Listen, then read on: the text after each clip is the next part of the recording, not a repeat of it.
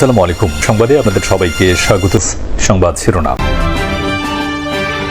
অনিয়মের অভিযোগে জাকসু নির্বাচন বর্জন ছাত্রদলের, বামপন্থী সম্প্রীতি সংসপ্তক সহ একই সিদ্ধান্ত কয়েকটি প্যানেলের।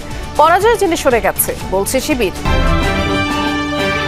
ডাকসুতে নির্বাচিতদের বুদ্ধিজীবী স্মৃতিসৌধে দোয়া মোনাজাত। হিজাব ইস্যুতে উদ্দেশ্যমূলক বিতর্ক ছড়িয়েছে ভারতীয় গণমাধ্যম, অভিযোগ জিএস ফরহাদের। এখনো রাজনীতি নিয়ন্ত্রণের চেষ্টার অভিযোগ হাসনাত আব্দুল্লাহর। দেশের স্বার্থে দলগুলোকে সমঝোতায় পৌঁছানোর আহ্বান সালাউদ্দিন আহমদের। অনিয়ম, কারচুপি আর প্রশাসনের পক্ষপাতিত্বের অভিযোগ তুলে জাকসু নির্বাচন বর্জন করেছে ছাত্রদল সমর্থিত প্যানেল। বিকেলে ভোট গ্রহণ প্রক্রিয়া শেষ হওয়ার ঠিক 1 ঘন্টা আগে সংবাদ সম্মেলন করে এই সিদ্ধান্তের কথা জানিয়েছে তারা। প্রার্থীরা জানান, ওএমআর মেশিন ও ব্যালট পেপার নিয়ে ব্যাপক অনিয়ম হয়েছে, এমনকি সিসি ক্যামেরার দায়িত্ব দেয়া হয়েছে জামাত নেতার কোম্পানিকে। এদিকে নিশ্চিত পরাজয় জেনেই ভোট বর্জন করেছে ছাত্রদল, এমন দাবি শিবির প্যানেলের।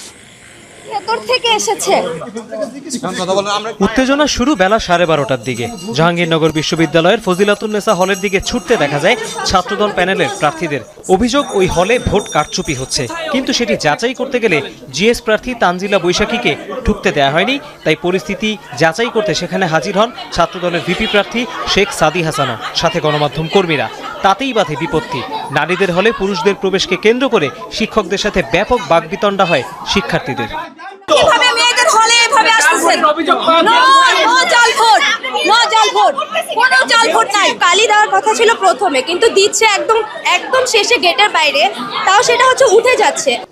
এর আগে সকালে ভোট শুরুর সময় গণনা পদ্ধতি নিয়ে প্রশ্ন তোলেন ছাত্রদল ও গণতান্ত্রিক ছাত্র সংসদের প্রার্থীরা। জামাতপন্থী প্রতিষ্ঠান থেকে ওএমআর মেশিন কেনার অভিযোগ করেন তারা। ভোট গণনার যে মেশিনগুলো নিয়ে আসা হয়েছে, সেগুলো এক প্রকার একটি ছাত্র সংগঠনের মদতপুষ্ট লোক বা তাদের কোম্পানির কাছ থেকে নিয়ে আসা, যার জন্য আমরা গতকাল থেকে প্রশাসনকে লিখিত আকারে এবং মৌখিকভাবে কয়েক দফায় জানিয়েছি যে আসলে আমরা চাই যে আমাদের ভোটটা ম্যানুয়ালি গণনা করা হোক। প্রত্যেকটা ভোট কেন্দ্রে প্রয়োজনের চেয়ে বেশি পরিমাণ ব্যালট পেপার রাখা হয়েছে। আমাদের একটা সন্দেহের উদ্রেক হয় যে জাহাঙ্গীরনগর বিশ্ববিদ্যালয়ে কোনো মেটিকুলাস ডিজাইন হইতেছে কিনা। নানান তালভানার মধ্য দিয়ে নির্বাচন কমিশন আমাদের আস্থা ভরসার জায়গা সম্পূর্ণরূপে হারিয়েছে। আমাদের ভিপি প্রার্থিতা বাতিল নির্বাচনের 4 দিন আগে মাত্র করেছে। সমস্ত রকম কার্যক্রম, অনাস্থার কার্যক্রম তারা পরিচালনা করেছে। পরে বিভিন্ন হলে ভোট গ্রহণে অনিয়ম, জাল ভোট, নকল ব্যালট ব্যবহার, পোলিং এজেন্টদের কাজে বাধা এবং শিবির সমর্থিত প্রার্থীদের বিশেষ সুবিধা দেওয়ার অভিযোগ করে ছাত্রদল। ভোট গ্রহণ শেষ হবার 1.5 ঘন্টা আগে জাকসু নির্বাচন বর্জনের ঘোষণা দেয় তারা। দাবি, শিবিরের অনিয়মে সহায়তা করেছে বিশ্ববিদ্যালয় প্রশাসন।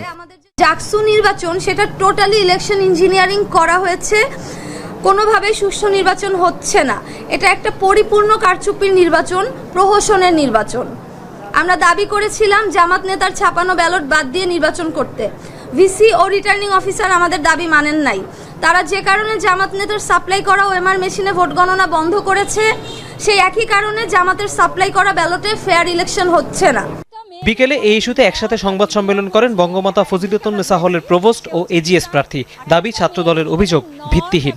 কালি উঠে যাচ্ছে, সেটা আমরা ভিতরে সলভ করব, কিন্তু এই জিনিসটা বাইরে এভাবে হওয়া, এবং আমাকে অনেকেই প্রশ্ন করেছে জাল ভোট। হোয়াট ইজ জাল ভোট? এখানে কিসের জাল ভোট হচ্ছে? এখানে একটা কালি শুধু উঠে যাচ্ছে।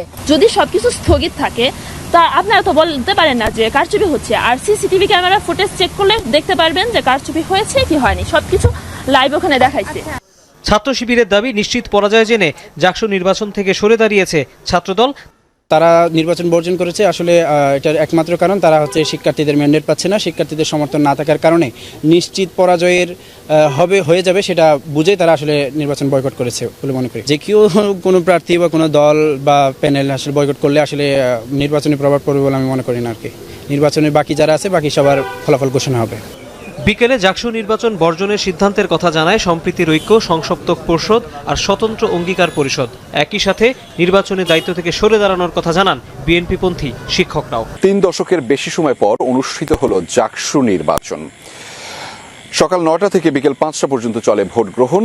আগামী 1 বছরের জন্য নেতৃত্ব বেছে নিতে স্বতঃস্ফূর্তভাবে ভোট দেন শিক্ষার্থীরা।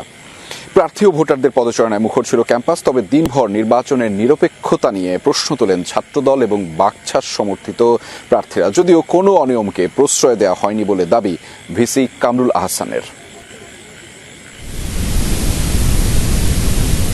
সকালে ভারী বৃষ্টি উপেক্ষা করেই কেন্দ্রে কেন্দ্রে লাইনে দাঁড়ান ভোটাররা। সুষ্ঠু পরিবেশ নিশ্চিতে ছিল কঠোর নিরাপত্তা। বৈরী আবহাওয়ায় বুথগুলোয় বিদ্যুৎ সরবরাহ বিঘ্ন ঘটেছিল। বিকল্প উপায়ে স্বাভাবিক রাখার চেষ্টা চালিয়ে যান সংশ্লিষ্টরা।